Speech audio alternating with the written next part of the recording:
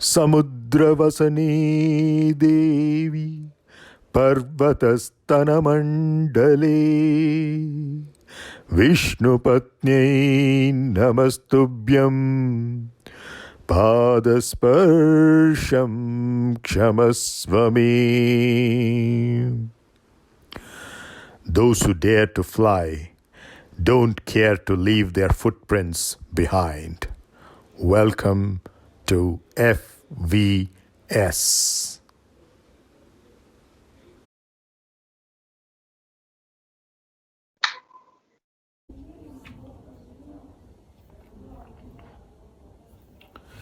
Okay, very good morning, everybody. Are you able to see my slide? Okay. So in today's class, we will conclude our analysis of the 1D structures in the bigger picture.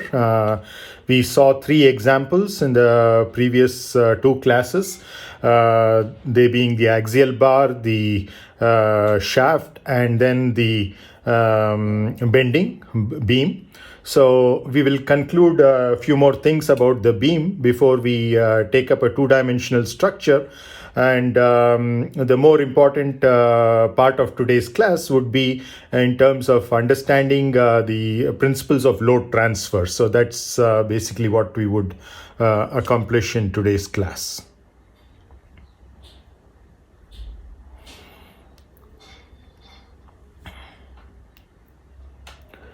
Okay.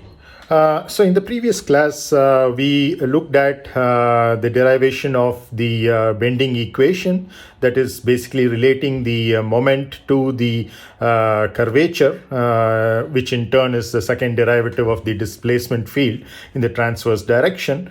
And then the multiplying factor or the proportionality factor was EI.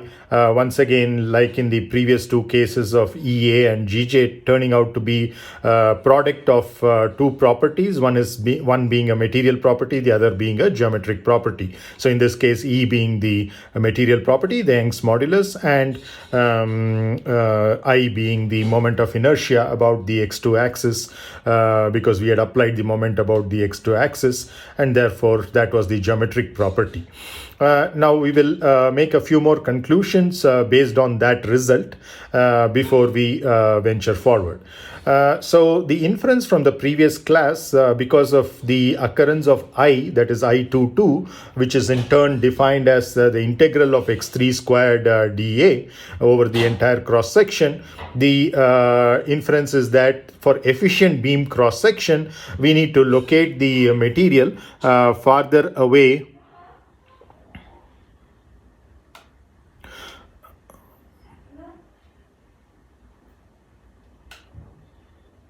Okay, we need to locate the material farther away from the neutral axis. Now, usually we take the neutral axis to be the centroidal axis, but it need not always be so. It's a little beyond the scope of this course to show that there are certain examples, or rather prove certain cases that the neutral axis need not be the centroidal axis. But one example that I can give is if you have an initially curved beam, that is, the beam has a curvature even before you apply the loads. In such a situation, you would see that the neutral axis actually is different from the centroidal loci of the beam. So, but nonetheless, for most of the examples that we would work, the neutral axis is coinciding with the centroidal axis, for an efficient beam cross section, obviously you want to have as less curvature as possible for any given moment, bending moment at any given cross section, which means that you should have the EI, which is going to be dictated over there. So you have if you're looking at the reducing the stress, for example, then you have it as my by I22 in this case, if m2 is the moment, and therefore you would want to increase the I22 so that you can delay the failure, so that the stress levels are low and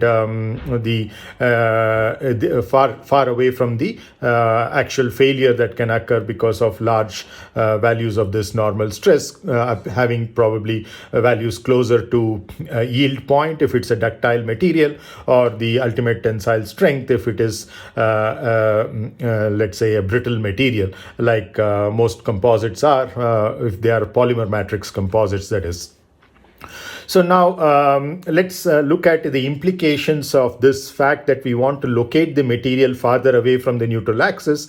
The obvious choice is an I section. So I section is where you have the flanges which are farther away from the neutral axis. This is assuming that the x2 axis is parallel to the flange. But what if you had bending in both the directions? Then obviously the I section is not good enough, because then it would be quite weak in the bending in the other direction, in which case a box beam is what we take up, and that's what you would see. The wing as a whole or a tail as a whole is typically like a box beam, and the advantage of that is not only with respect to bending in both directions, but also in torsion, as we saw closed cross sections perform better. But now since we are talking about bending in only one direction, and even in the wing actually the lift is the one which causes much severe bending, because the lift is larger than the drag. The second is because the cross section is thinner in that direction in which it is bending because of lift,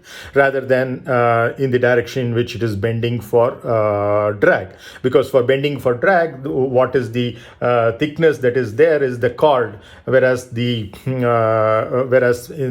the bending in terms of the lift is basically where you have the thickness, the actual thickness of the airfoil, which is typically much smaller than the chord. And therefore, both from the load point of view as well as the geometry point of view, the lift is the more critical bending there. And that's why you see that the spars, whether it's the front spar, rear spar in a two-spar design, or in a multiple spar design where you have some mid spars as well. So in all such situations, the flanges are basically along the top surface and the bottom surface of the wing, so that the bending due to the lift is actually accounted for. So now, if that is the case over here, we typically have an I section with a wide flange, so that there's enough area in the two flanges in order to account for that. So that's basically what the wide flange over here refers to in the I section beam. Now, in this geometry that we see here, the height of the beam is taken to be h, and the breadth is taken to be b, according to our usual sign convention.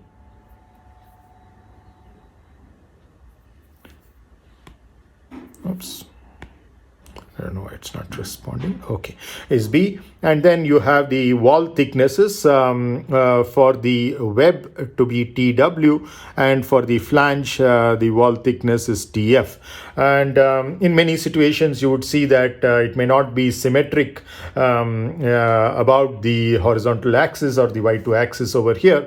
So in other words, you might have different widths for the two flanges or different thicknesses, etc. But in this case, suppose we take the same thickness of the flange for the top and the bottom flanges, TF each, then we know that for all sections, irrespective of whether it is an I section or a rectangular section or any arbitrarily shaped section, whatever you might have, you know that the distribution of this normal stress, that is sigma 1, 1, will always be about the neutral axis. So if this is, let's say, the neutral axis, then it would have a linear variation that you would have for the sigma 1, 1, sigma 1, 1 taking, let's say if the moment is about this particular direction, which is also the direction of x2.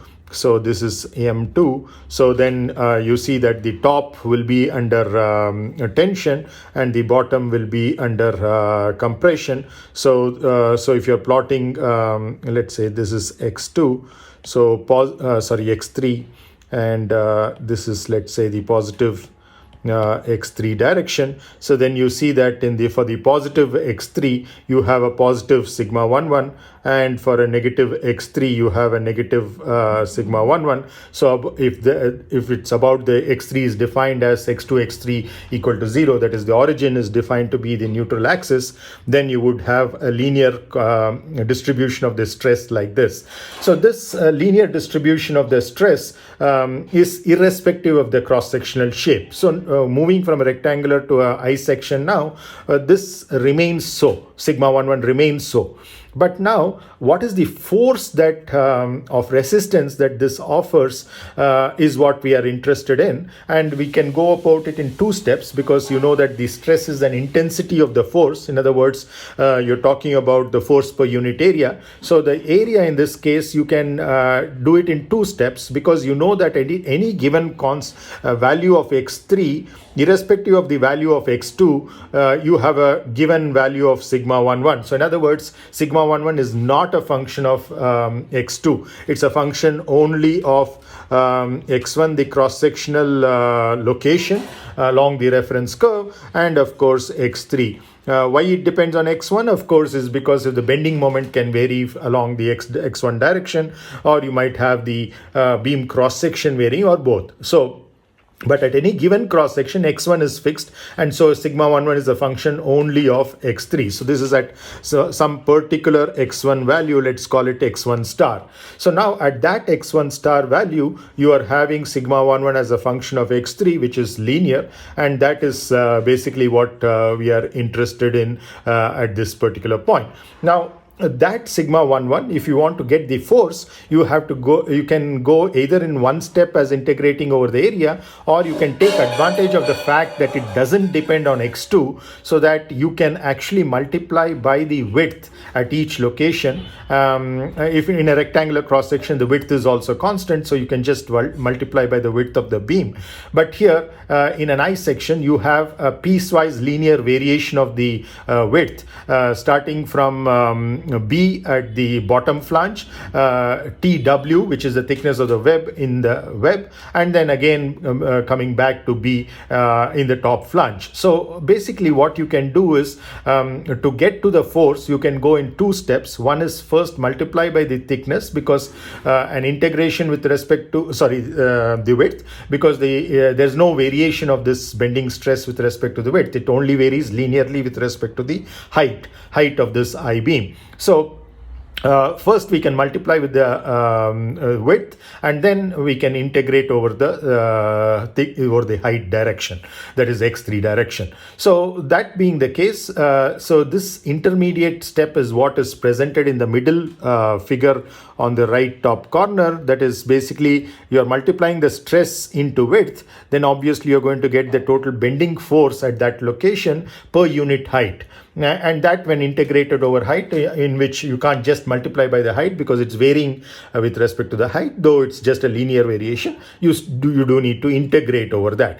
But if you're looking at the bending force per unit height, then there is a very big difference between how the web responds to it and how the flanges respond to it. So if you look at the way the web responds to it, the maximum value that it can offer in terms of the bending force per unit height is only TW into sigma, because that is what is the is what you have over there. Of course, because sigma is varying along the x3 direction, so this is your x3 direction. X3 direction, this being the neutral axis, so where it is equal to 0, and therefore sigma is varying linearly with respect to x3, but within the web the width is constant at TW. It's actually the thickness of the web, but in the direction that we are looking at, the thickness of the web is what is its breadth of the beam. So TW into sigma, which because sigma is a linear function of x3, varies like this, starting from 0 at the neutral axis and reaching a particular value at the the location where the web is attached to the top flange. So now you see that this is going to be much smaller compared to what you have as the width for the flange, which is basically your b times sigma over there, and again continues to vary linearly over there, but it's the thickness of being TF being much smaller compared to the height of the beam as a whole. The variation that you see over here is almost like a constant. So what you can think of is that the web is hardly contributing anything towards the resisting the bending stresses, that is the normal stresses arising due to bending, but the flange is contributing almost a constant value, and the two flanges, one positive and the other negative, in other words tension and compression, is what almost entirely carries the bending. So this is what you're familiar with already, that the flange contributes predominantly to the bending.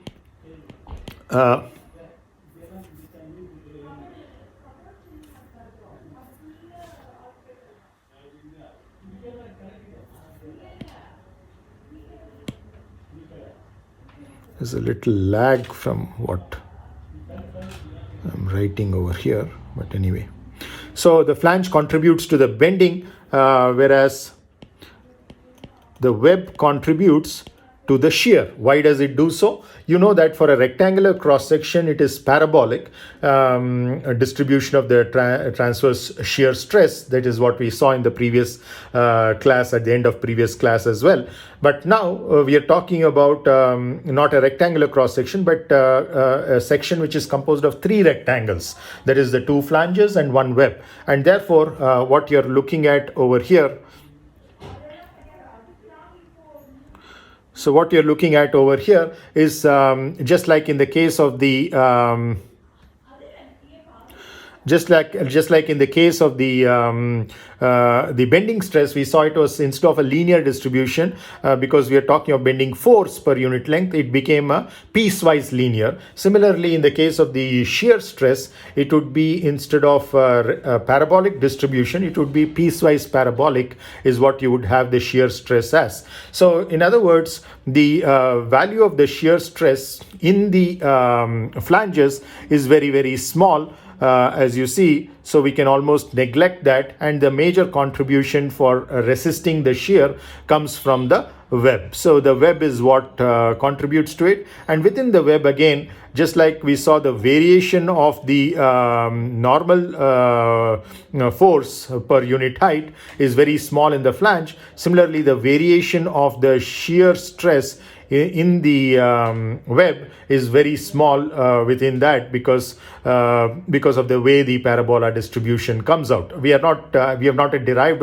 all those things, but that's essentially what happens in this kind of geometry, where you have for the web the x2 direction dimension is much smaller compared to the x3 direction, and therefore there's hardly any variation there. So in other words, we can think of it almost as a constant over there within the web, and that gets multiplied by the height of the web and the thickness of the web in order to see how much of shear force it can handle. So basically the job is getting split. We know that bending causes two effects. Of course, if it's a pure moment, it causes only one effect, which is the bending stress, which is normal to the cross section. But if it is any other kind of bending which dominantly occurs because of a transverse force or a transverse force distribution, which is what we observe in the case of the aircraft wing, because of the lift distribution and the drag distribution, and in turn the concentrated forces due to the engine weight and the engine thrust, and then a few more distributed distributed forces due to the wing self weight and the weight of the fuel tank, etc., and then whatever the control surfaces forces exert, etc. So all of those are going to be there. So essentially you're going to have not only the normal stresses due to the bending, but the shear stresses because of the shear forces as well. And the important inference from this is that the web of the spar in this particular case takes the shear loads, whereas the spar caps or the flanges take all of the bending normal stresses, so that if you design based on this paradigm, you are having a slightly conservative design, because yes, the web also takes a very small amount of the bending stress as we saw over here, and the flange also takes a very small amount of the shear as you saw here. But if we neglect that, we are actually designing the web to take care of the entire shear stress, maximum shear stress that might occur, and similarly you're designing the flanges to take care of the entire normal stresses which are occurring due to bending. So this is essentially the fallout from what we did in the previous class, where we saw the relationship between the stresses, bending stresses, and the bending moment or the shear force which is applied, and then the relationship for the maximum shearing stress in the rectangular cross section as well. So based on this, we will extend this to a different kind of a problem, because essentially in most wings and tails, you may not always have an eye section. You do have an eye section for the spar, but the stringers, for example, can take different shapes, and sometimes depending upon the kind of loading that you have and the airfoil cross-section shape, you might have asymmetric eye sections, either like a J section or something like that. So channel sections are very common. Z sections are quite common. So there are various aspects based on which one of those cross sections is chosen for a particular design. So to keep things a little more generic, we'll move away from an eye section for your homework. So I would like you to derive the maximum shearing stress in the flange, which obviously is going to be very small compared to the maximum shearing stress in the web. So that's basically what is the ratio that you'd like to determine. And similarly, the maximum normal stress in the web to the maximum normal stress in the flange, which will again be very small number, because you're talking about the web contributing mainly to shear, and the flange contributing mainly to the normal bending stress. So that being the case, we want to see how small this indeed really is for another a little more realistic case. Again, not really realistic, but this is for, let's say, a satellite boom, for example, which is having a free kind of a condition. And once again, we are talking of thin-walled. All aerospace structures predominantly are thin-walled structures, but instead of an I section, you now have a T section that you would like to determine it for. So now you don't have that symmetry about one of the two of the axes. You have symmetry about only one of the axes. So take that into account, and you would introduce, of course, your principal axis. You'd have to find a centroid for that thing. So in other words, it's very similar in geometry to what you have as the I section, just that the bottom flange is missing. So you have this bottom flange is no longer there. You have just the top flange of width B, thickness TF, and then you have web which is of height h and thickness tw. So whether its total is height is h, or whether it is just the height of the web, doesn't matter, because tf and tw are very small compared to tf as well as tw. Both of these quantities are very small compared to your h and b, and therefore it really doesn't matter whether h includes tf or not in this particular approximation. So eventually you would neglect these with respect to each other. So for a T section beam, now we're talking of it being on an elastic foundation throughout. So of let's say a spring constant K.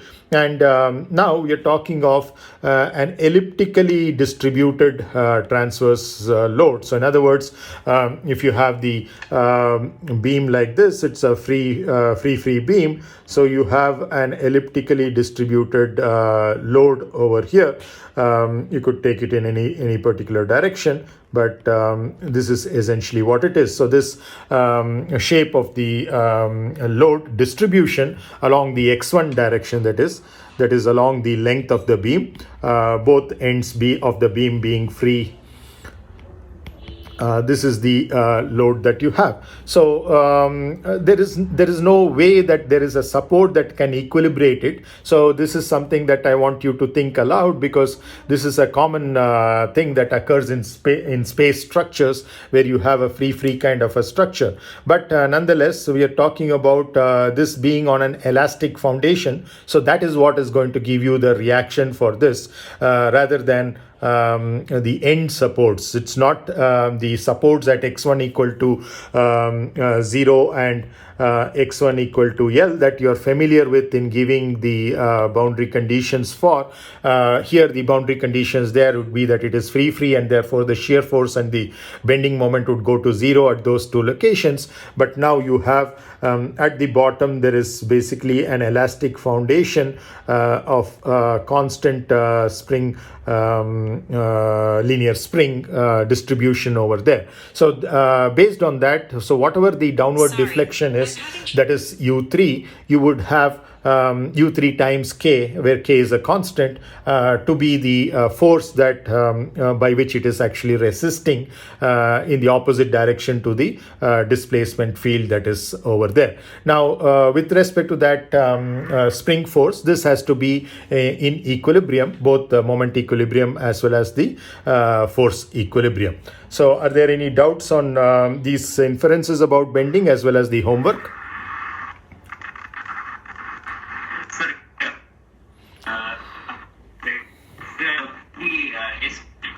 Elastic foundation, we have to assume only or number of springs, whether we need to decide or any arbitrary number. So it's actually I'm not sure, just for illustration I'm showing it as individual springs, but it's not like a finite number of springs. It's actually a continuous elastic foundation that you have in this particular problem. Okay. So we need to consider it as a supporting beam which will have an elastic deformations present in that also. That's correct. The yeah. Supporting structure also. Right. And sir, free conditions, is it like everything? It can have all the so free. See, so free basically means that you apply the same boundary conditions that you would at the tip of a cantilever. So what do you apply at the tip of a cantilever? You say that the shear force is equal to 0 and the bending moment equal to 0. So that would be the boundary condition for this as well. Instead of at one end, it's at both the ends. Okay. And distribution, we can assume it as elliptical. Okay, that is good. That's correct. Yeah. Okay. Any other questions? Okay, let's. Yeah. Sir, you mentioned that the sigma max web, the ratio of sigma max web to the flange. So in our homework case, I don't think there is an. It is almost equal to 1 when we consider the thin wall session, right? The stress will be same. The bending force may differ, but the stress will be same. No, here, we are talking about what is the. Sorry, it has to be with respect to the. What we are talking about is the bending force. So you would be multiplying it by the thickness of the flange and the thickness of the web. So that ratio would come into picture as well. Okay. So we are supposed to find the ratio of bending force or. Okay. Yes. Yeah. Thanks for pointing that out. That's right. Okay, so because that's what we are really interested in terms of how much it is contributing towards resisting the bending load as such. And so the multiplication by the width, it's not, so it is BF. Okay, so or B itself, there's only one B. So the denominator is multiplied by B and the numerator is multiplied by TW. Okay? Yes, sir. Yeah, thanks, Bharat. Any other questions? Okay, let's move on. Okay, now we have reached a stage where we can actually combine those three examples into a single expression. So instead of, let's say, scalar equations that we had, the three scalar equations, now we can have four scalar equations because they're bending in two different directions. In fact, we saw that at the end of last class, that if you have an asymmetric cross-section, or even in a symmetric cross-section, if you choose the axis x2 and x3 not to be along the principal axis of the area, but instead along some other arbitrary direction, then you will have a coupling between the two bendings. So now assume that there is no such coupling. In other words, it's either a symmetric cross-section, or we have identified the principal axis and we have therefore put x2 and x3 parallel to the principal axis of the cross-section, and therefore there is no coupling between those two. So in other words, you have your I23 going to non-zero, going to a zero value. So in such a situation, we are just seeing that the same thing that we talked about, that is the force, we said that the extensional force F1, we said that is equal to EA times dou U1 by dou X1. So now that dou U1 by dou X1 is nothing but an extensional strain, which we call it as gamma 11 bar, and that's basically what we have written over here. That is your gamma 11 bar. So it's the extensional strain, and this is a function only of x1. So unlike the strain that we talked about earlier, namely your gamma 11, which is a three-dimensional strain, and therefore is a function of all three coordinates, x1, x2, and x3, apart from time in a dynamics problem. Your gamma 11, on the other hand, is going to be a function only of x1. So in other words, this is an example of a 1D strain. And here we are going to talk about strain in a generalized term. Like when you say generalized force, we include moments as well. Similarly, when we say generalized strain, we include curvatures as well. So that's where the other three items in this column matrix come up. Kappa 1, Kappa 2, and Kappa 3, all with bars. I'll come to why we are putting bars and what is the difference between putting a bar and not putting a bar a little later. But right now, it suffices to say that all of these are scalar quantities which are function only of x1. Kappa 1 being the twist per unit length. It's a curvature due to the torque. Kappa 2 bar and Kappa 3 bar are the bending about the x2 direction and x3 direction due to the bending moments m2 and m3. Now, if you don't have this this first column matrix that is transposed over here, then you can see that just this square matrix, that is this 4x4 square matrix multiplied by this 4x1 column matrix, would actually just give you a 4x1 force vector, a generalized force vector, which is nothing but the axial force, the torque, and the two bending moments. So if we write it out explicitly, let me see what. Yeah. So if we write it out explicitly, you would have it as F1, M1, M2, and M3, where M2 and M3 are bending moments. M1 is a torque, and F1 is an axial force.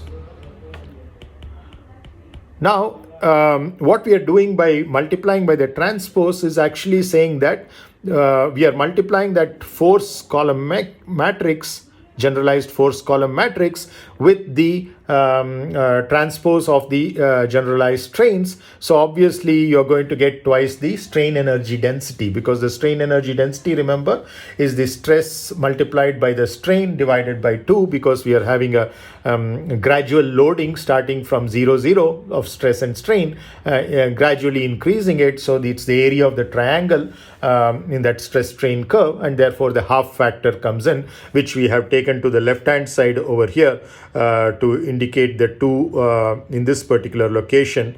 On the left hand side as twice the one-dimensional strain energy density. Why are we saying it's a one-dimensional strain energy density? Because we have already done the integration over the cross-sectional area, which is why, for example, in the simplest case to see is over here, that we have got the cross-sectional area out. So in other words, we are not treating the beam as a 3-dimensional body anymore like this, but we are treating it as just a line in the undeformed configuration, and once all these loads are applied, of course, it could become a curve. But to start with also, it could be a initially curved line if it's an initially curved beam, and then it undergoes additional curvatures to have a different shape because of the deformations that are involved due to the loads that are applied. So in other words, we are moving from a 3D body to a 2D to a 1D body, and therefore instead of talking of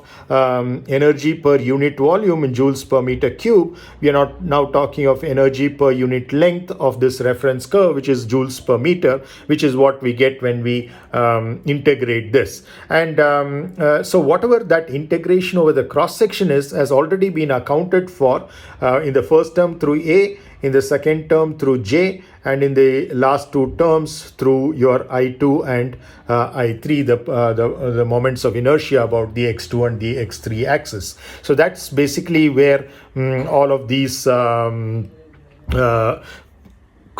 finite cross-sectional areas reducing to a point that dimensional reduction has taken that form of introducing within the stiffness matrix not only material properties now, but the geometric features as well. So you know that in a regular stiffness matrix, that is the 3-dimensional stiffness matrix, it would be a function only of the material properties. We have said that constitutive law is a function only of the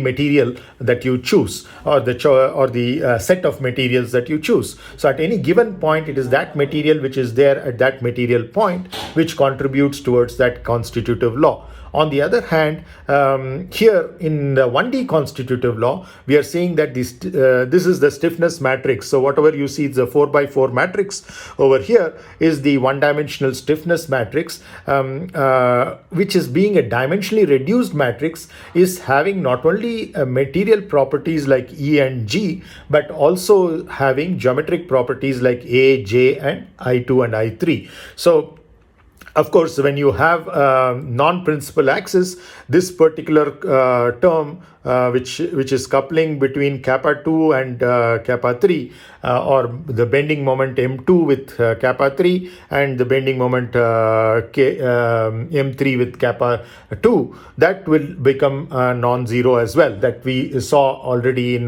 the expression for that being proportional to the product of inertia I2, 3. Which is an integral of x2 into x3 with respect to the cross-sectional area. Similarly, you can have some of these other terms going to 0 as well. For example, if you take this 1, 2 term in the matrix, that is a coupling between gamma 1, 1 bar and kappa 1 bar. In other words, between extension and twist. In other words, you're trying to apply a torque to this structure, but it's actually extending, or you're applying just an axial force, either tension or compression, and that is causing a twist. So that kind of a possibility is there. For example, when you can have a pre-twist in the beam. So in other words, you have a beam which is pre-twisted, and that is very common in an aircraft wing and a helicopter rotor blade as well. In the aircraft wing, we call it either a wash out or a wash in, depending upon whether the wing tip is having a higher angle of attack at any given point of time compared to the wing root or lesser. So that is again a design parameter. The aerodynamic dynamicist plays with that. So it's not something which is decided upon by the structural engineer. But once that is introduced, there is a possibility of extension twist coupling. So again, we are still not gone into composites. We are still talking about the simple case of isotropic beams. So even in isotropic beams, you might not have just a diagonal 4x4 matrix. Some of these can be excited. So as we already saw, when there's an absence of symmetry, or you're taking non-principal axis, you get the coupling term, which is your S34 term. That is basically this, which is S34 because of symmetry, or S43 and S34 are equal to each other, and they could go to non-zero values if there is if the choice of x2 and x3 happens to be non-principal axis. Similarly, S12 is what we just talked about as the extension twist coupling, and that can occur, for example, in a pre-twisted beam. And these are just examples that I'm giving. This is not the only situation in which this can go to non-zero values. There could be other situations as well. I'm just saying a few things so that you can relate to things that you can actually imagine based on things that you already know, so that you can see under what situations these can go to non-zero values. Now, when can, for example, your S13 and S14 go to non-zero values? Can anybody guess on that?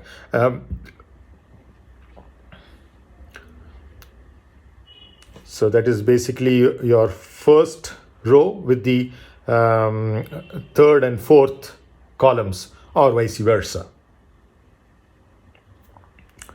So it is this. Extension and bending coupling. Very good. Yeah.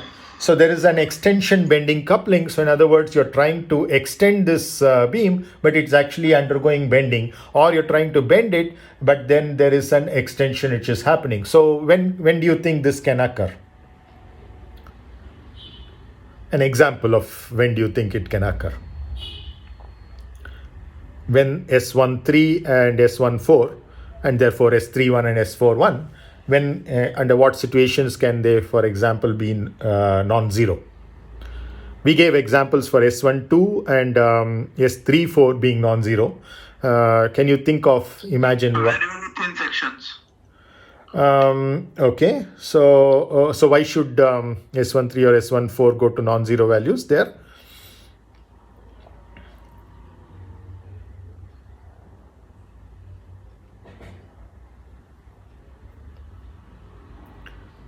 Yeah. So I said by intuition. Okay. That's good. Thin sections can do a lot of things, because thin sections can make it highly nonlinear.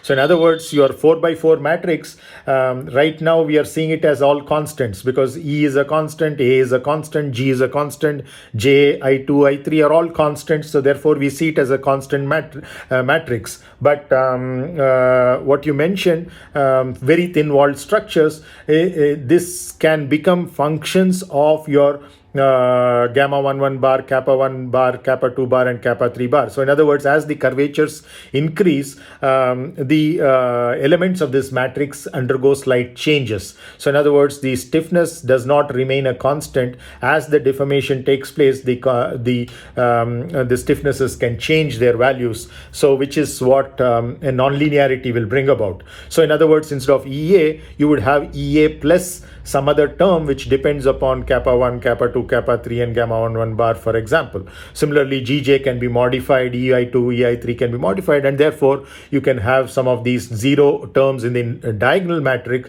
in the off-diagonal terms can also become non-zero. But even before we get on to thin-walled structures, even in a regular kind of a cross-section where there are no thin walls or thin elements. Yeah. Also for yes, Bharat. Composites or for bimetallic strips like that. Very good. Yeah. So composites and bimetallic strips, excellent example that you have given. So in both those cases, yes, you can have such a situation when you have an asymmetry about the axis. But essentially, you can think of this in this way. So how do we define the neutral axis? We are defining the neutral axis as a point on a cross section where you're not going to have any bending stresses, either tensile or compressive. It's a crossover point between tension and compression, and therefore that particular point is on a line or a curve which is not undergoing any extension. So in some situation you're not choosing that neutral axis as the reference curve, you're choosing some other line as the reference curve.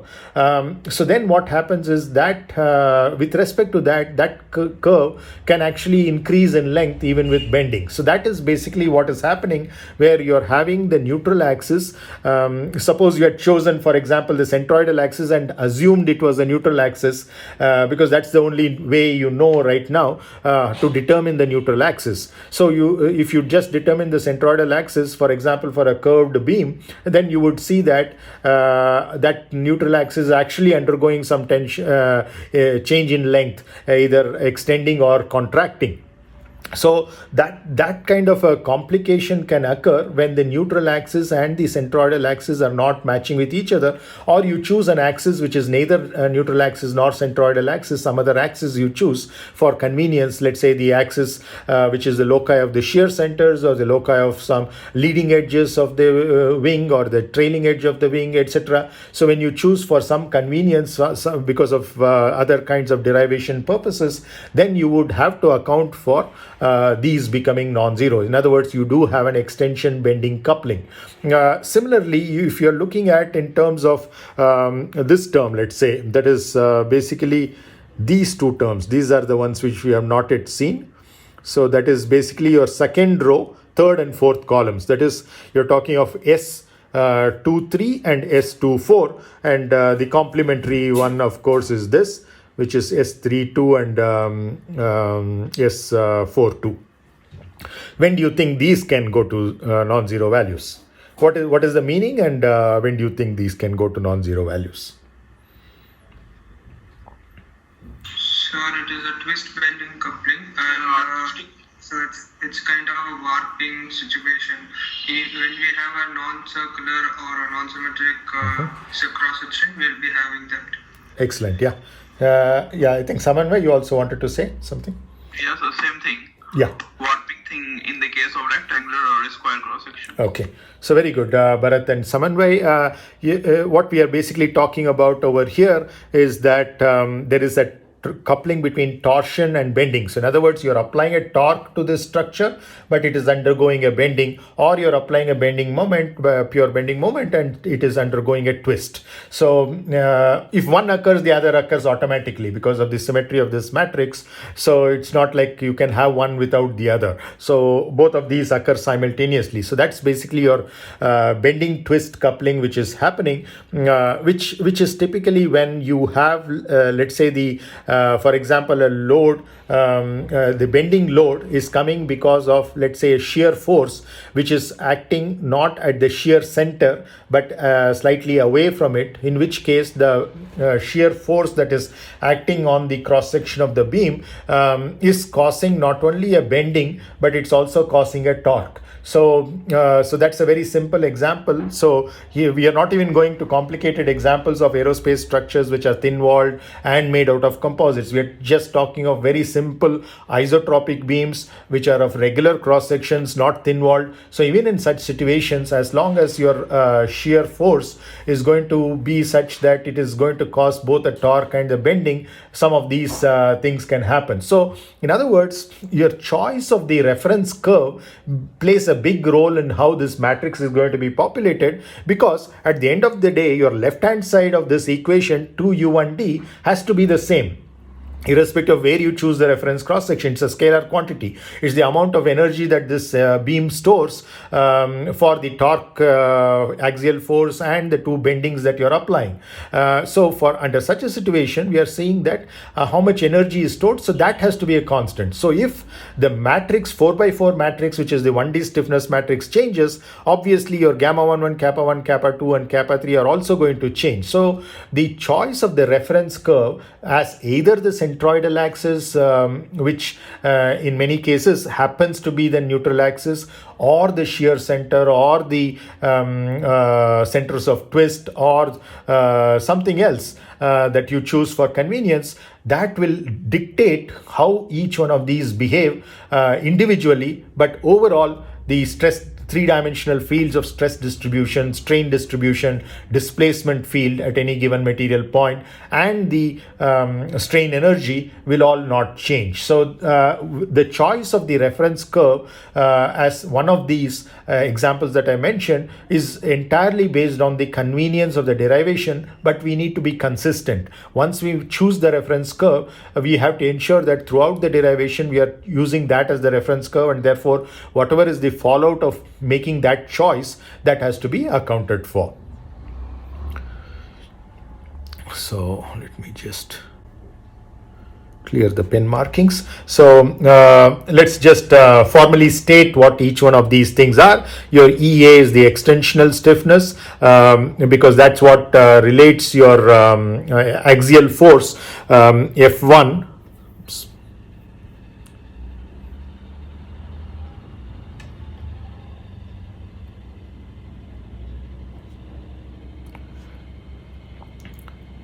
axial force F1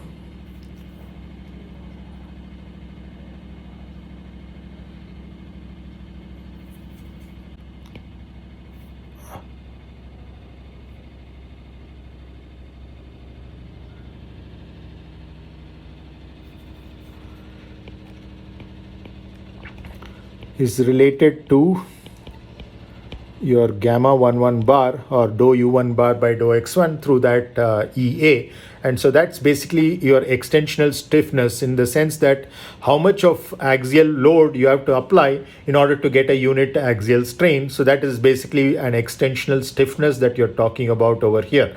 So usually we are familiar with three-dimensional stiffness. We're talking of only material properties, but here we are talking about an axial bar, and we have already reduced it from 3D to 1D. So it involves both the material property as well as the geometry. Similarly, you have the GJ as the Saint Venant torsional stiffness. So in other words, we are relating the torque, which is the moment about the one direction, is GJ times your kappa 1 bar, and that's basically what is the torsional stiffness. Once again, a product of a material property G, which is the modulus of rigidity or shear modulus, and J, which is the torsional constant. And J, remember, is not necessarily the polar moment of inertia.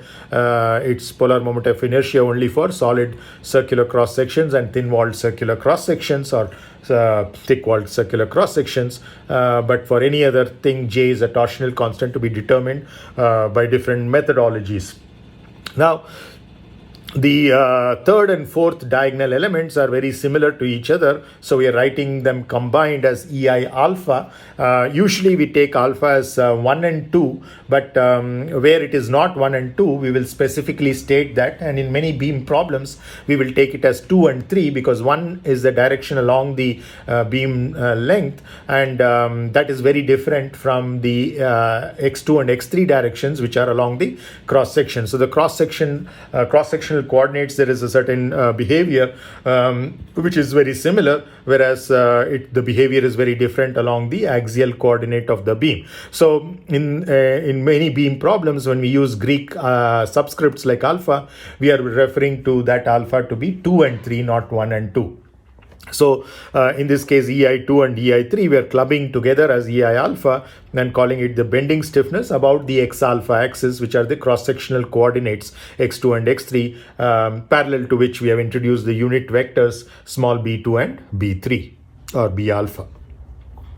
Next, of course, as you very well know, E is the Young's modulus, G is the shear modulus, and X alpha is very important that it's not any cross-sectional coordinate, but the principal axis. Along the principal axis is what we have chosen, and we have chosen the centroid to be so it's not enough to say that it's parallel to the principal axis, because it can still be parallel to the principal axis but not passing through the centroid. So it is originating at the centroid and parallel to the principal axis. So that's the choice of X alpha, for which these two quantities, that is the S34 and S43, went to 0. So that is important to mention that over there. So in other words, this is a simple case where the neutral axis happens to be along the centroidal axis, and therefore we take advantage of that. Are there any questions on this before we go forward and generalize this?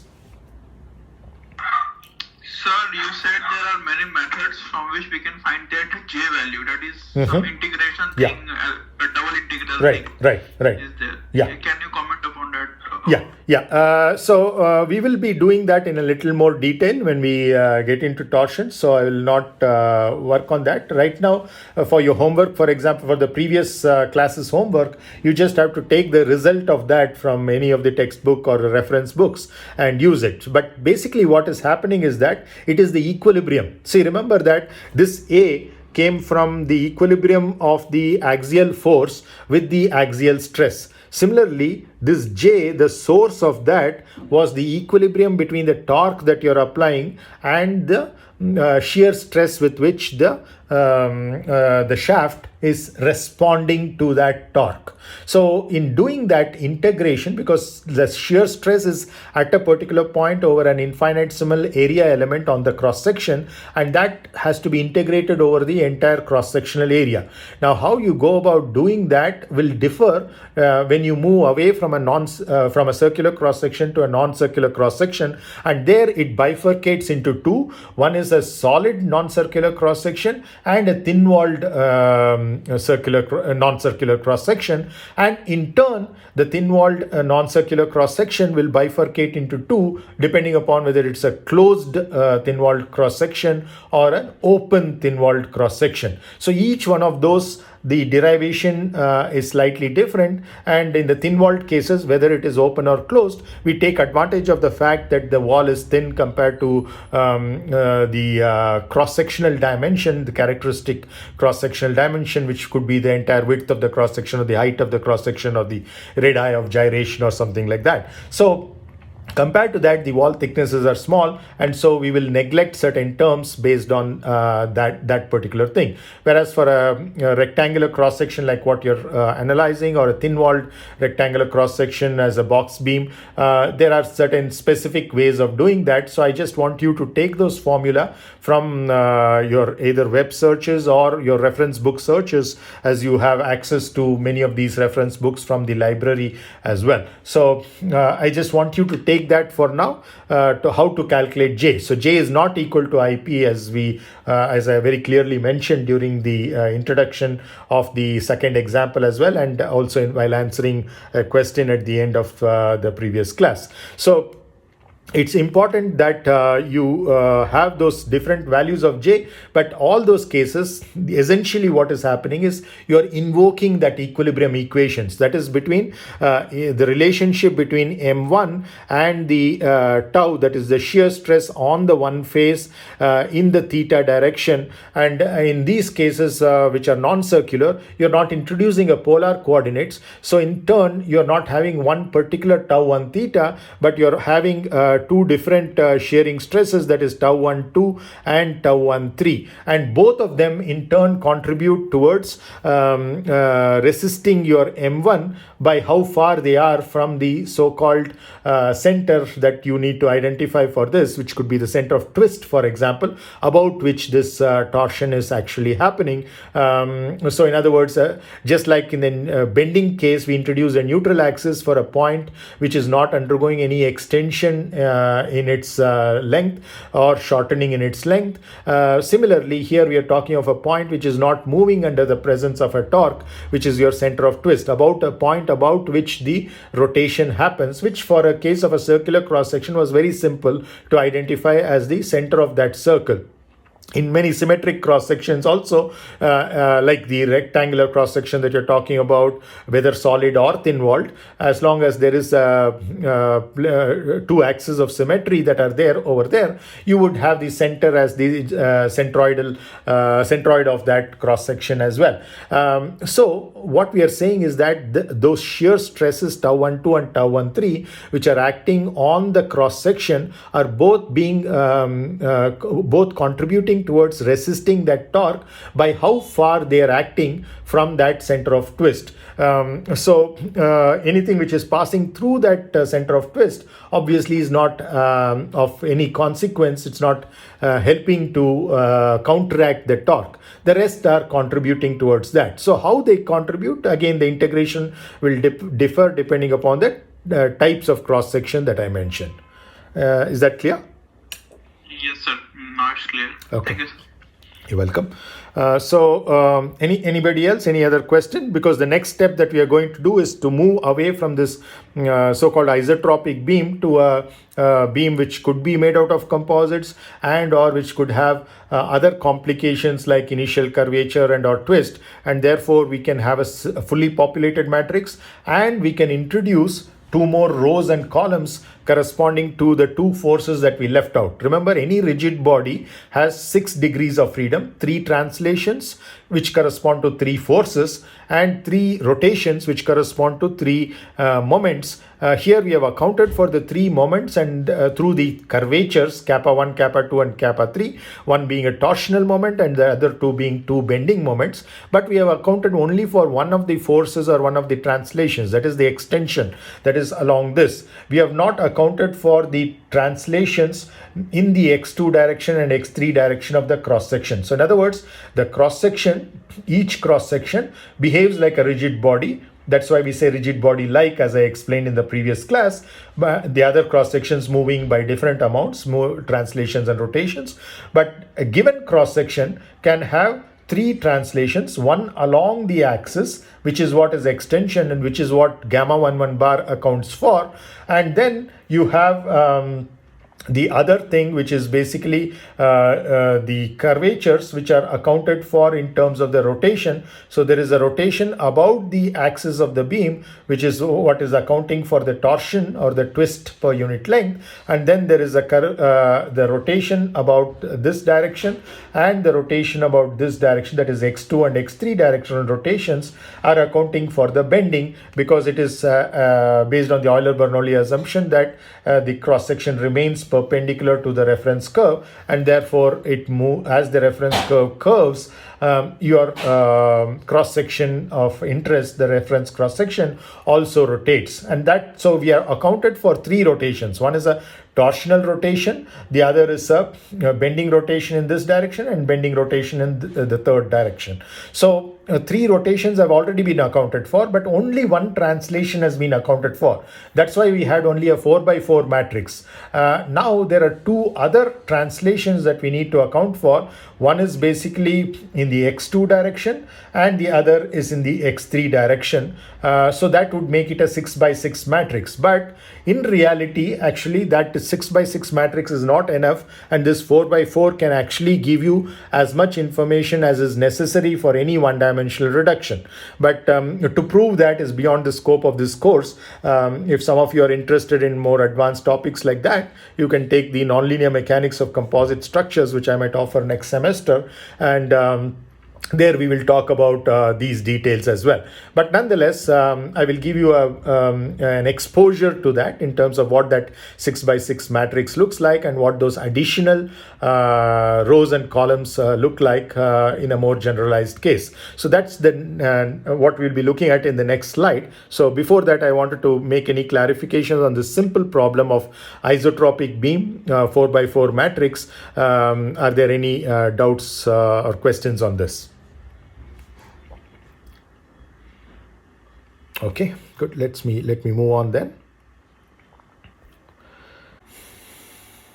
Okay, so now we're talking about the cross-sectional stiffness. Once again, I'll summarize for the example that we have considered, or actually a generalization that we have already done. We took 3 separate examples. One is an axial rod or a column. The other is the shaft, and the third was the beam under bending. And then we combined all those 3 into a single matrix equation through a 4x4 matrix of what we introduced as the one-dimensional stiffness.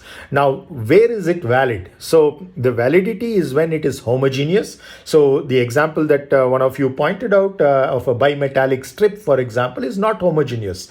When you move from one metal to the other metal of the bimetallic strip, there is a heterogeneity that is there. You have 2 different materials there. So there is no homogeneity. Moving from one point to another point, the material properties are varying, and therefore some coupling can happen, which is why some of the off-diagonal elements can start occurring, in particular as we saw in that previous example.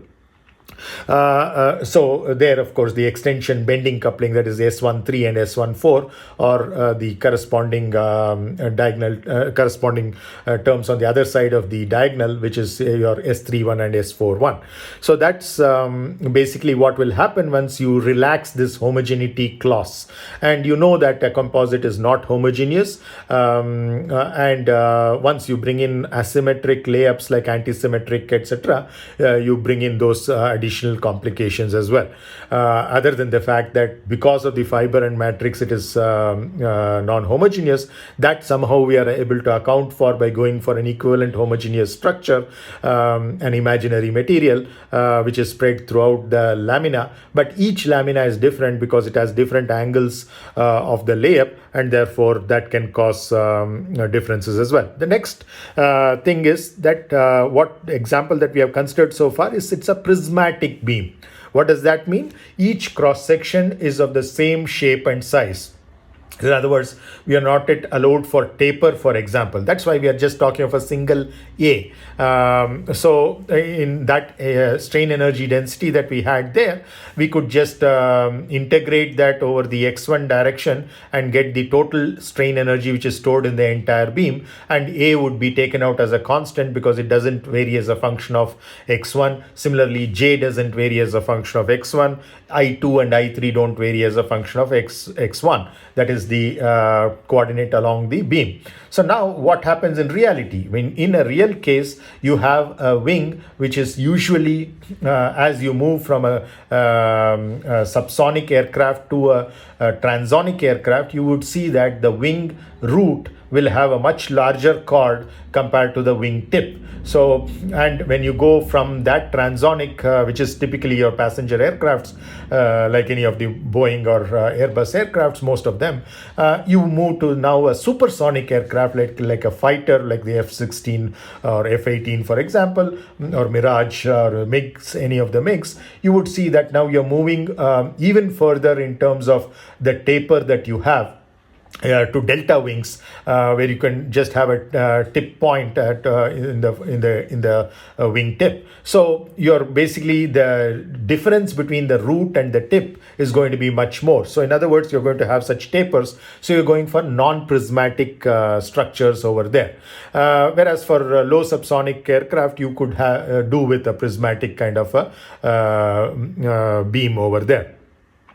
The next thing is, even if the wing itself is prismatic, you might have the spar actually tapering out, because you do not want to have the same amount of flange volume in the flange width and flange thickness as you move towards the wing tip, because you know that the bending moments there are not very critical. It's only in the root you need to have a very large flange to take care of very large bending moment, because you know that the bending stress is proportional to the bending moment apart from the distance from the neutral axis, and inversely proportional to the cross-sectional moment of inertia. So you would want to have more of the larger cross-section, especially the flange of the spar at the root than compared to the tip. So even in the case of a situation where the aerodynamicist doesn't want a taper, you might want a taper as a structural engineer, so that you don't waste the material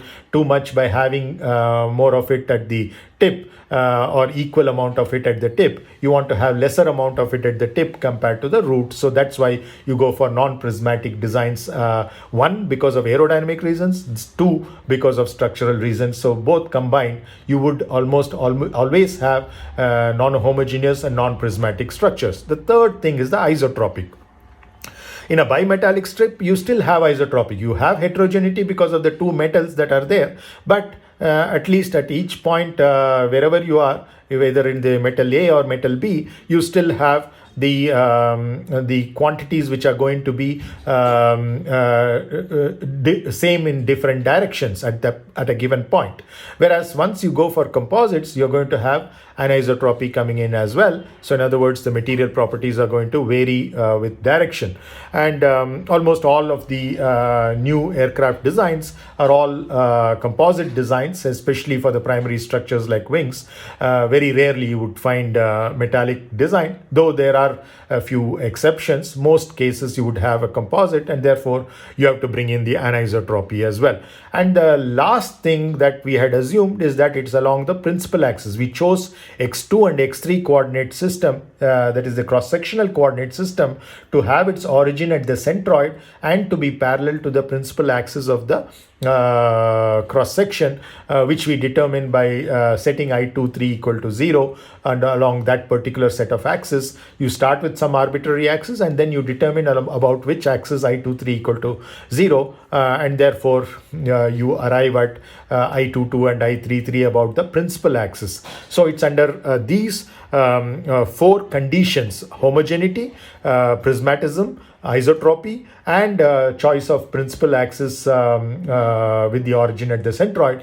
It's under these conditions that we had this 4x4 matrix, a diagonal matrix that we had over there. So once again, let us just summarize that. The first row is associated with the internal axial force. So remember, F1 is not the load that you're applying. So though in the example that we took, it was the load that we applied, that is, we applied a tip load of F1, and therefore at each cross section also the amount by which the cross section was resisting that tip axial load was equal to F1 for equilibrium, static equilibrium of a force along the x1 direction. So therefore F1 turned out to be equal to the external load that you're applying. But what this matrix actually relates is the internal axial force. Just like we are talking about bending moments are the moments by which the cross section resists the moment or any other load that is applied. You may not even be applying a moment, you might be applying only transverse loads, but that is causing a bending moment, because bending moment is an internal reaction of the cross section. So one reaction of the cross section is the internal axial force, and that is directly causing your extensional strain of the reference line. In other words, the reference line, which in this case has been chosen to be the centroidal axis, is undergoing a change in length. In bending, pure bending, it would not undergo a change in length, but because you're applying an external force, which is an axial load, which is in turn causing at any given cross section an axial force of resistance at that cross section, that is causing the length of that centroidal axis to undergo a change. And how much it changes per unit length at any given location along x1 is what you're referring to as gamma 11 bar. So both f1 and gamma 11 bar are functions of x1. So x1 only in a statics problem, and in a dynamics problem they are function of x1 and time. But they are never a function of x2 and x3, because we have already reduced a finite cross-sectional area to a point, and the three-dimensional body into a reference curve. So that makes f1 and gamma 11 bar functions only of x1 and time, and these are, remember, internal to the cross section, so they have not necessarily any direct correlation with the axial loads that you're applying or anything else. For example, in the helicopter rotor blade, it's a centrifugal force, and that centrifugal force is going to be different at different locations. It's going to be smaller at the tip and going to become larger as you go towards the place where the rotor blade is attached to the hub of the helicopter rotor through certain mechanisms, which could be, let's say, swash plate mechanism or whatever, but basically it's attached at that particular end. Now, why is that axial force changing? Because at any given cross section, if you take what is the centrifugal force, is because of the rest of the beam from that cross section all the way up to the tip. So for a cross section which is very close to the tip, it is very clear that the amount of the material which is offering that centrifugal force is very small. Whereas if you take any cross section which is closer to the root, this entire length from that cross section all the way to the tip is trying to pull out because of the rotation that is happening, and that centrifugal force is going to be much larger. So this is the internal axial force by which that cross section will resist that centrifugal force or that axial load which is coming from the external source, which is actually not, as I said, we were cheating by using it in the form of a D'Alembert's force. It's a dynamic problem, but we are considering it to be a pseudo-static problem by taking those inertial loads. Centrifugal force is an example of an inertial load because that mv squared by r is the force, and v squared by r is actually an acceleration which we are taking to the left-hand side of the equation in Newton's second law of force equal to mass into acceleration. That mass into acceleration is coming to the left-hand side as a pseudo-force, D'Alembert's force, and that's basically what we are dealing with over there. Now, the second row and second column are associated with the internal torsional moment, M1. So again, it need not have a direct correlation with the moments that you're applying, because, for example, the shear force that is there, if it is off track, that is, if it is different, acting at locations away from the shear center, then that can also cause a torque. So it may not be M1 which is coming only from the pitching moment of the airfoil at even each cross section, or because, let us say, the engine which is off center, and therefore it is its thrust can be causing a torque because it is not acting through the center of twist of the cross section, etc. So in addition to that, you can have these things which are coming, and therefore always recognize this. The reason why I'm stressing is that this internal adjective over there is very critical. Most freshers tend to miss that fact and try to directly correlate with the applied loads. Yes, of course, from the equilibrium equation you can relate it to that, but it comes as a consequence of that. But what it essentially is, that each one of these rows of the left hand side, which is going to relate to the right hand side, which is this matrix multiplied by another column matrix, which is your gamma 1 bar, kappa 2 bar, and kappa 3 bar. That column matrix F1, M1, M2, M3 is actually an internal a set of internal generalized forces. One force and three moments, but internal generalized forces is what we are talking about. So don't forget that it is internal. So the right hand side, of course, that is, in other words, the second column is related to your elastic twist per unit length. The reason, again, I'm saying elastic twist is that there can be a pre-twist. There can the geometry of the cross section can be such that, as we talked about, wash in and wash out in the case of aircraft wings. Similarly, in the case of a helicopter rotor blade, you usually have a certain pre-twist which is built into the helicopter rotor blade, not only for the main rotor but even the tail rotor. Because that brings in certain advantages for the overall performance of the helicopter rotors. So therefore, this is the additional twist that is happening over and above that initial twist that you have, because that initial twist is in the presence of no loads. Now when the loads are coming, there is a certain reaction that the cross section is offering, and because of which it is undergoing a certain rotation about the reference curve, and that rotation is changing along the length, and that how it changes along the length is what kappa 1 bar denotes, and that's why you're talking about the elastic twist per unit length over here. Then the last two rows are very similar to each other, so we are considering them together. They are both internal moments, which we call as bending moments, of course, and those bending moments are about the x2 axis and the x3 axis, the centroidal principal axis, M2 and M3, and they are in turn related to the two curvatures of the reference curve. So in other words, a straight line that you had for the reference curve for a straight prismatic beam now has become a curve, and that curve can be curved in about the x2 axis as well as the x3 axis, because we're considering bidirectional moments, M2 and M3 both being there. So therefore you can have your kappa 2 bar and kappa 3 bar. If you didn't have M3, but you relax the assumption that it's the principal axis or the origin being the centroid, either one of them or both, then you would have, of course, this term, these two terms becoming non-zero even in such case. So even without the application of M3, you can excite a kappa 2 bar. And even without an M2, you can excite a kappa 3 bar. So this possibility is always there.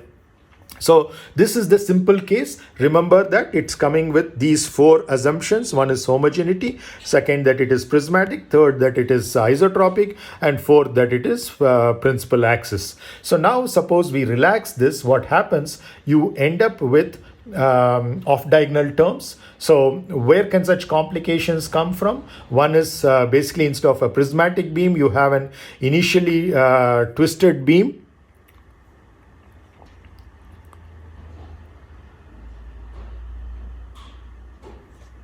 Okay, so you have an initially twisted beam, then you could have initially curved beam that you see over here, and then instead of an isotropic material, you introduce a composite. So all of these or any one of these can introduce those complications, and then you end up with what is a 6x6 matrix for the stiffness, one-dimensional stiffness, because now you're introducing the other 2 degrees of freedom, which actually are not degrees of freedom.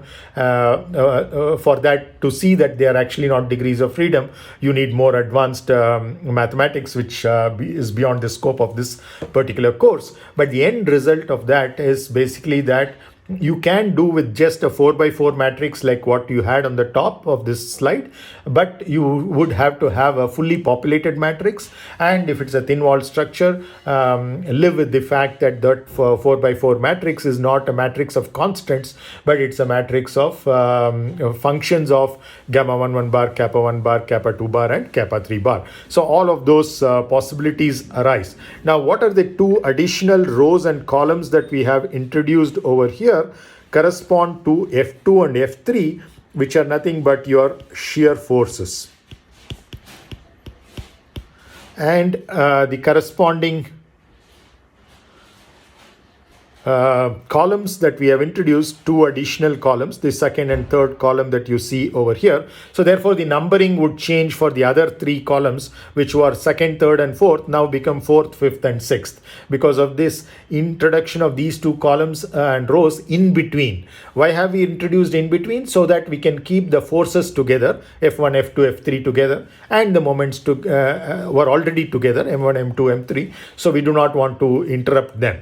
And come at the end of this. Similarly, in other words, you're introducing these strains, gamma 1, 1, 2, gamma 1, 2, and gamma 1, 3. You're keeping them together, and you're keeping the 3 curvatures, kappa 1, kappa 2, kappa 3 together. So what are these 2 gamma 1, 2, and 2 gamma 1, 3? We have seen this earlier. So this is basically nothing but your transverse shear strains.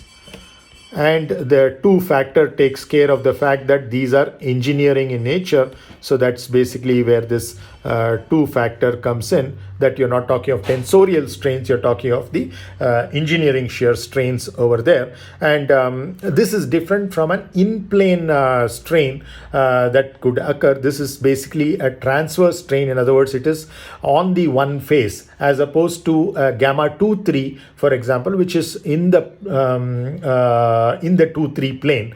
And that is not something that we are considering over here. We are considering of gamma 1-2 and gamma 1-3, which is on the one plane, that is on a plane which is perpendicular to the x1 axis, unlike gamma 2-3, which is on a 2 plane in the 3 direction or a 3 plane in the 2 direction. So that's not what we are considering right now over here, because it is these that are going to be excited by the occurrence of a non-zero shear force diagram, a non-trivial shear force diagram, where shear force at some cross section is non-zero, which is the case you would get when you're moving away from a pure moment problem, which is what we introduced in 3A example in the previous class, to the example 3B, where we introduced in a cantilever, we introduced a tip transverse load, and therefore we saw that not only is there a bending moment diagram which is non-trivial, there is also a shear force diagram which comes in, and therefore at cross sections where there is a non-zero shear force,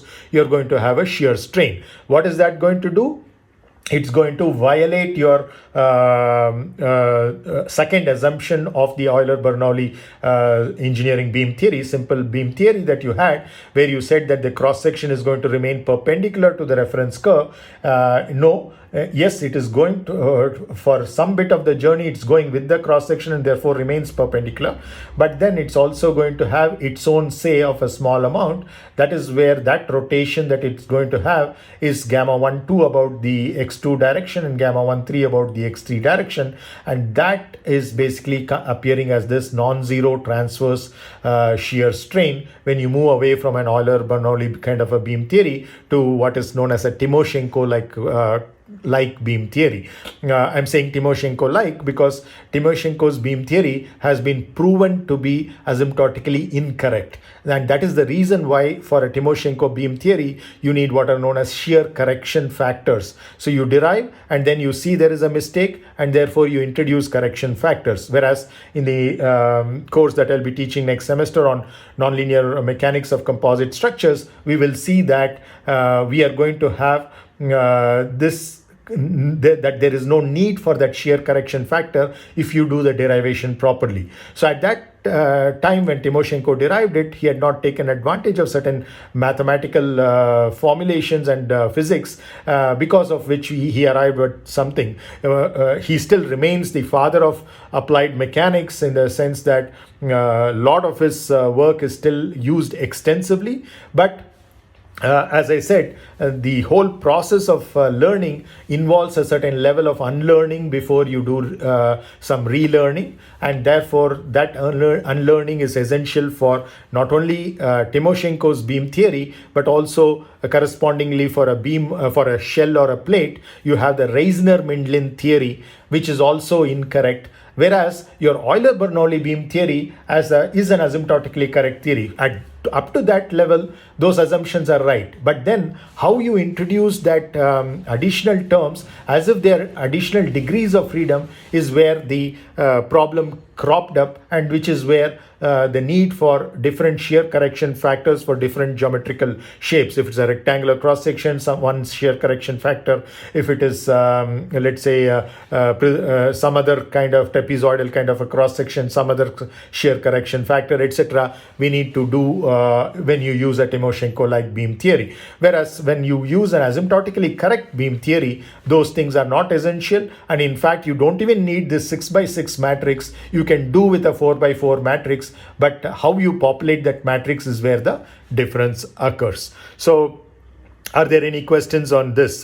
Because we will not go through too much of details in this because it's beyond the scope of this course. But if there are any qualitative questions, I would be happy to answer without doing derivations.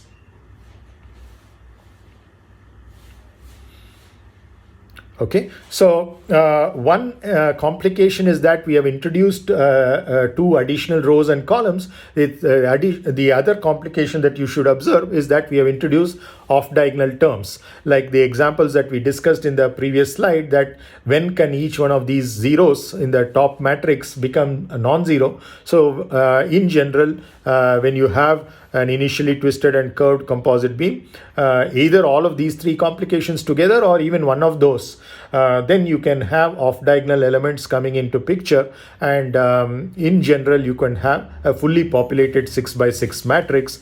But these two rows and columns, that is the second and third, can actually be shown to be functions of the remaining, and therefore they are not kind of independent even when transverse shear strains are important. And when is transverse shear strain important? When you have short stubby beams, like for example the horizontal and vertical stabilizers on an aircraft.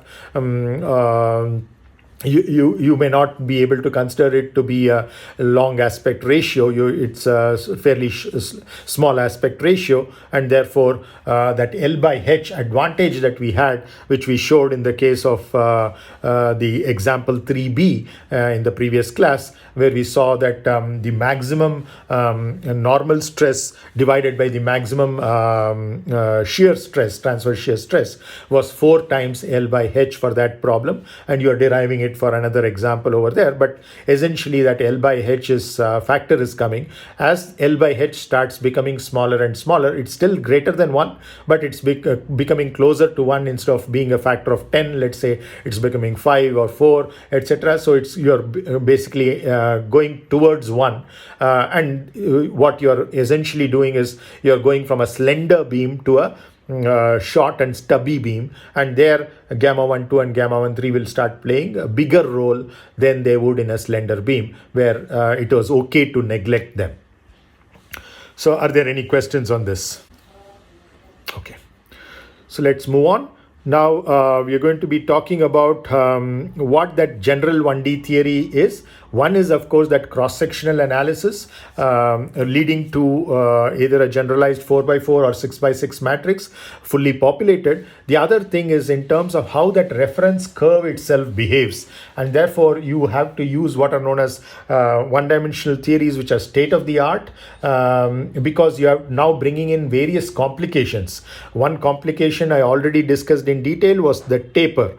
So in other words, your beam can actually look like the figure that I've drawn on the left hand side, an arbitrary figure over there. At some cross section it is having a different shape and size.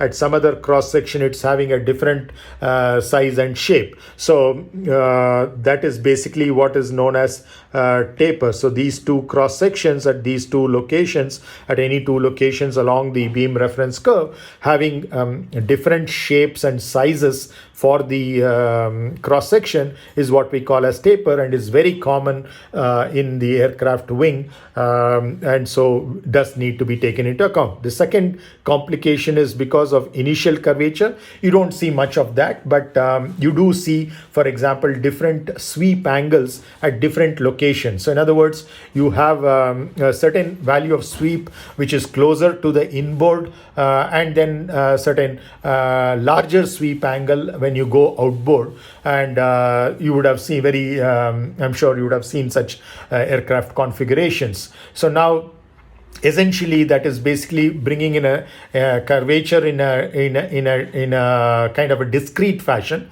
but you could have going forward, especially when you were dealing with, let's say, blended wing bodies, etc., and wing tips which have different kinds of designs, you're going to have initial curvature coming into picture as well.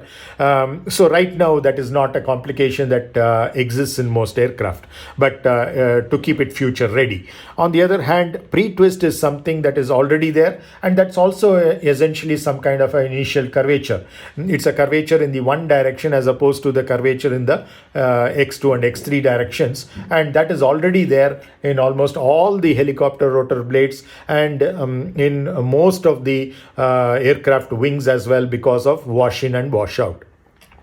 The next is sweep. So you don't have that in the case of low subsonic aircraft, but most aircraft that we deal with are either transonic if it's passenger aircraft, or we are dealing with supersonic if it's typical fighter aircraft or any other military aircraft.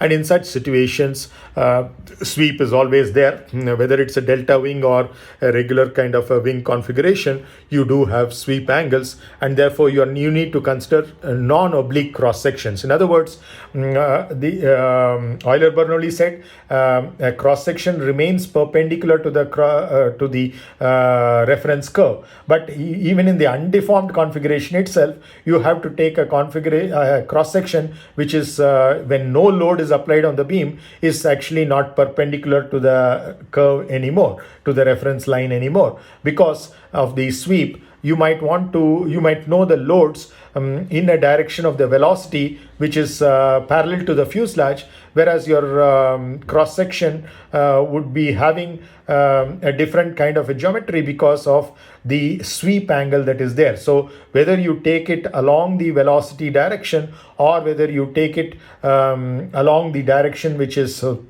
let's say perpendicular to the centroidal axis, so that will bring in quite a lot of difference. So that is basically where the sweep plays a role in the structural analysis as well, when you're dealing with non-oblique cross sections, that is in the undeformed geometry itself.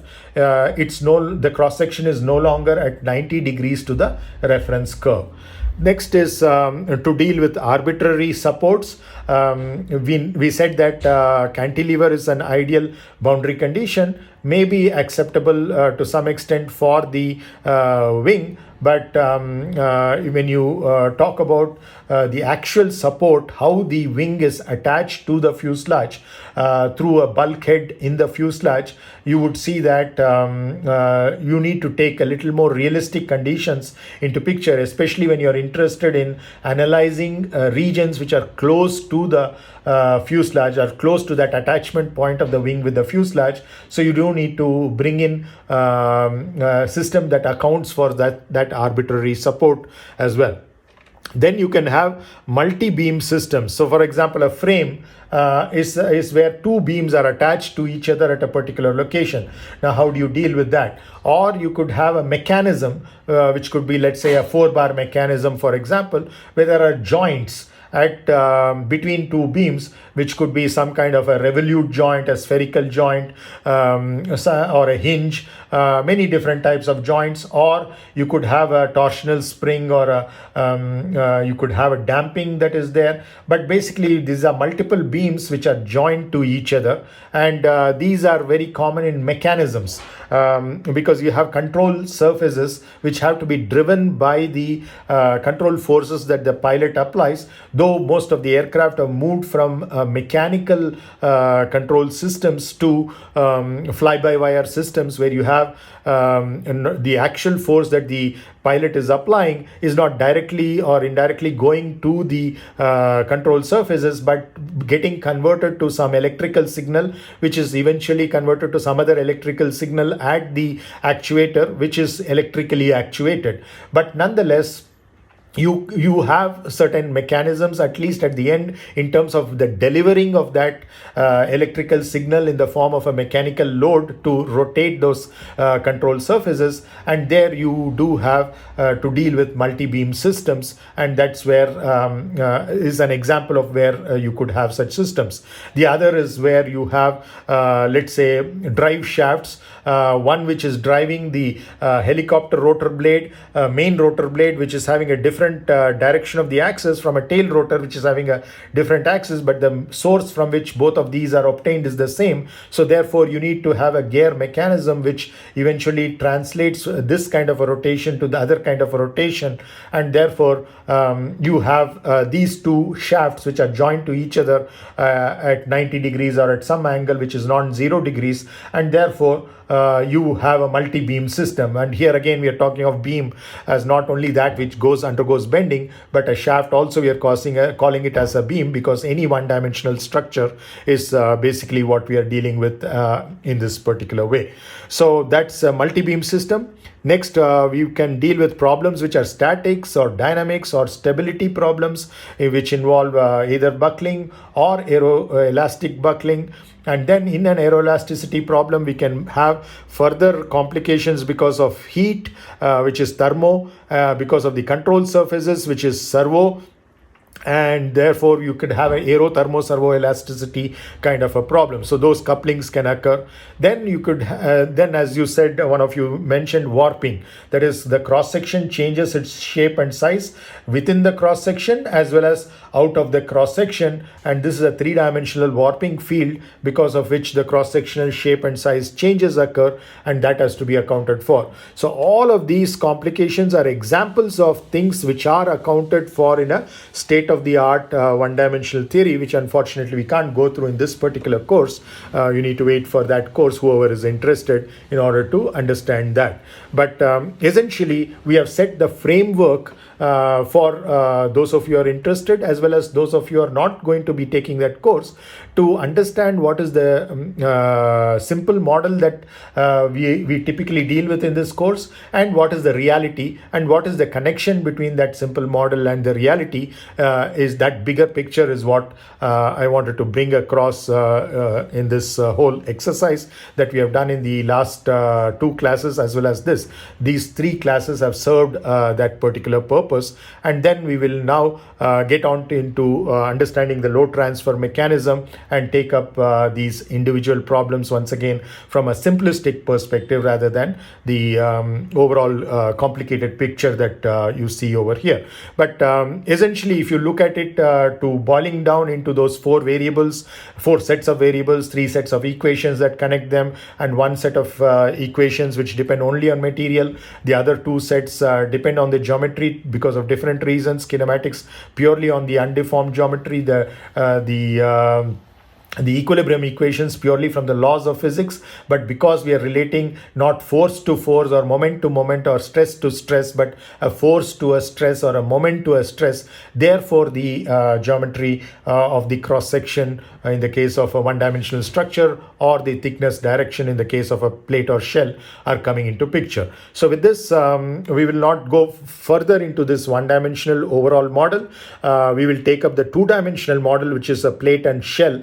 Again, without going into the mathematics of that, what is actually happening over there, because the spar webs and the cover skin, whether it's on the top of the wing or the bottom of the wing or the entire fuselage, are all shell-like structures, and how do we actually deal with them? The overall bigger picture there we will look into before getting on to load transfer. Thank you very much. So those of you who are having any questions or doubts can stay back. The others may feel free to leave.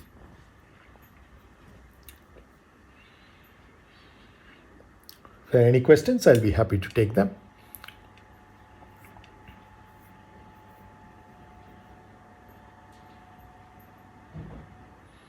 Okay, thank you very much then. We'll meet next Tuesday. Bye-bye. Thank you, sir. Welcome.